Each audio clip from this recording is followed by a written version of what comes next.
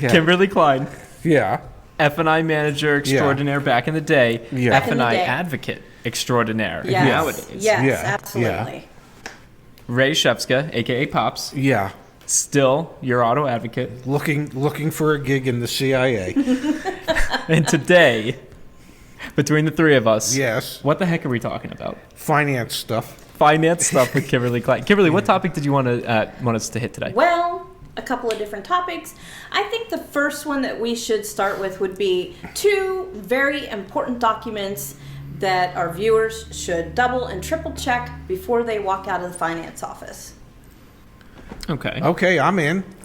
Well, wait, before we get in, Pops, do you have any guesses? What do you think Kimberly's going to teach us? What do you think? Two important documents that the customer needs to check.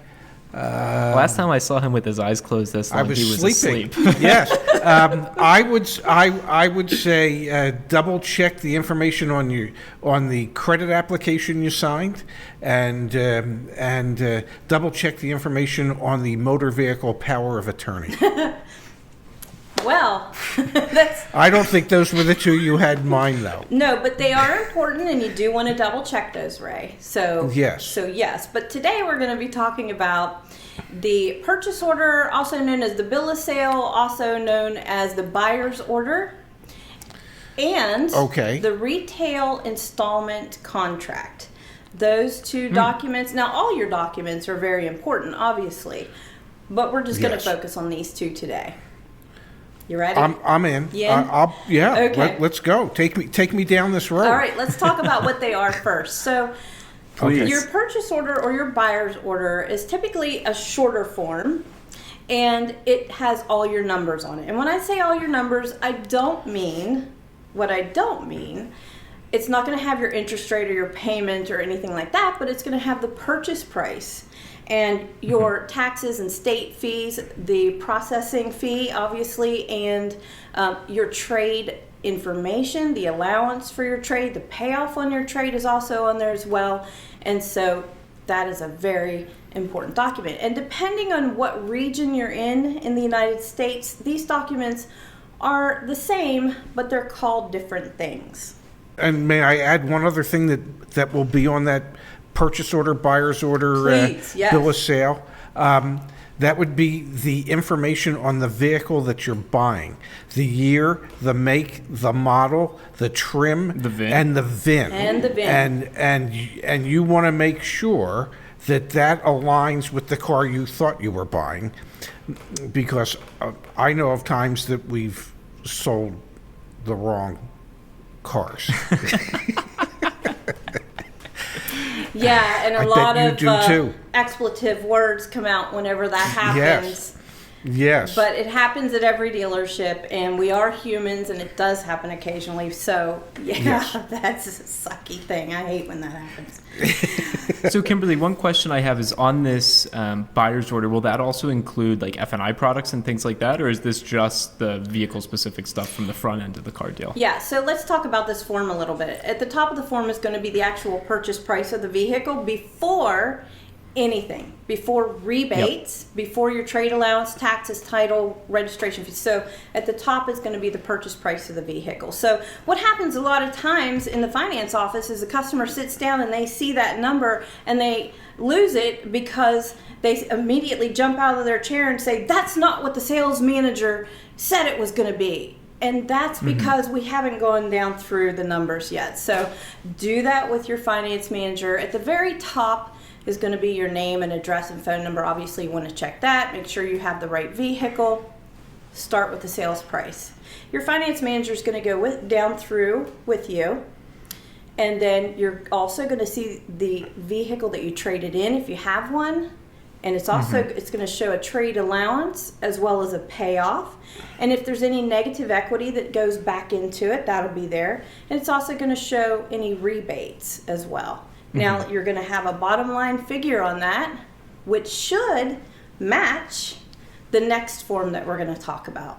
The retail service, retail delivery. installment, the retail installment contract. You got also known as your loan document. Okay.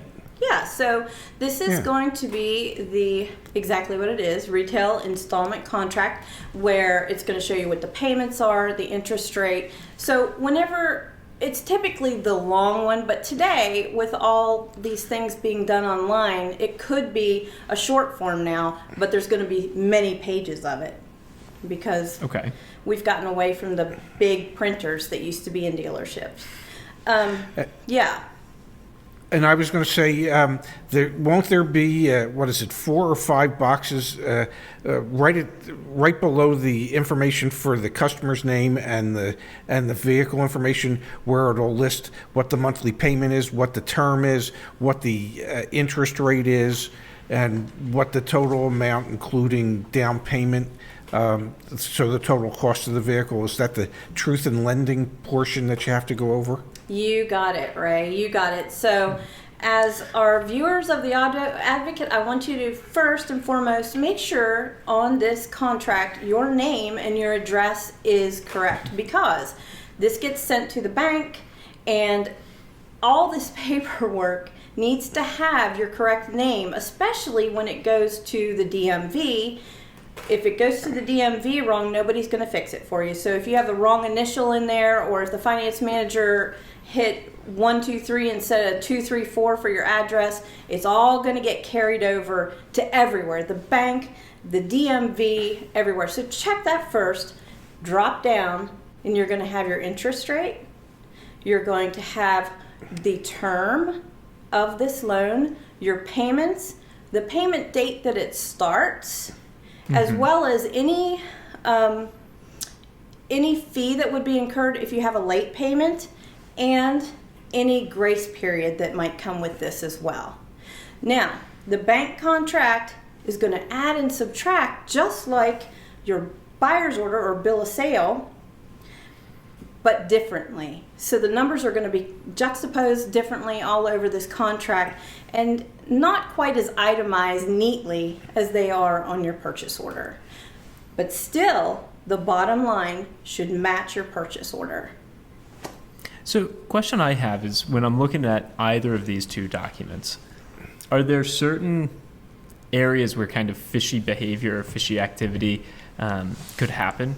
Or is there something in particular I should be looking out for? Is it just, okay, bottom line numbers match up, I don't really need to worry about, everything in between, so long as the bottom lines match up to what I was looking at? I guess I'm just curious, are there specific areas within one of these that I should be looking at? And I know we have a couple, I guess they're these retail installment contracts, and also buyer's orders or bill of sale that folks have sent into us and scrubbed their information from. And so I'll send them off to the editor who will put them in. I'm no longer the editor, Kimberly. We got someone on the team to help with that. Isn't that great? Woohoo! Now, and we got these fancy mics, so we're moving up in the world. Yeah. I see that. You are.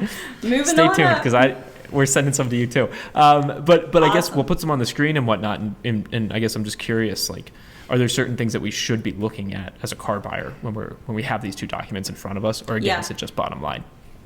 Yeah, you definitely, on both of these documents, you want to go through each and every line that has a figure on it. Now, I will give you an example of why sometimes those two bottom lines on these two documents might be off. And there's something called a VSI. And it's something that a lender, I'm not going to get deep into it, but it is something that certain lenders charge for their insurance policy, for the lender's insurance. And it's called a VSI. A VSI does not need to be disclosed on a purchase order, on the itemized purchase order.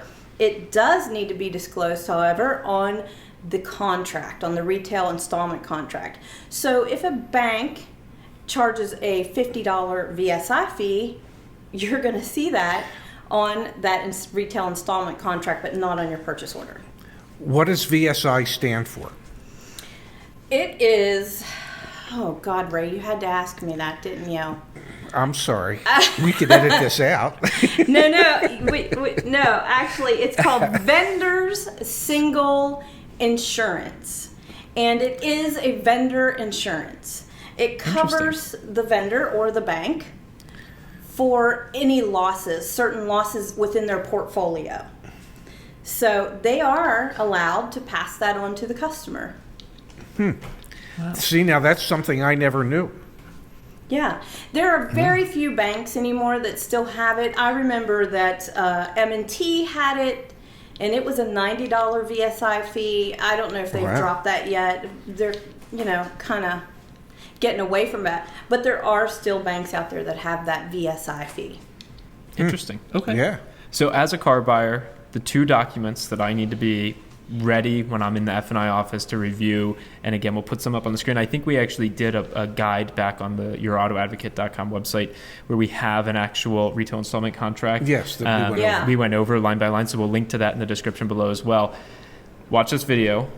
Oh, I hit the mic. That's always scary. Watch this video. There we go. Hands going over here. Yeah.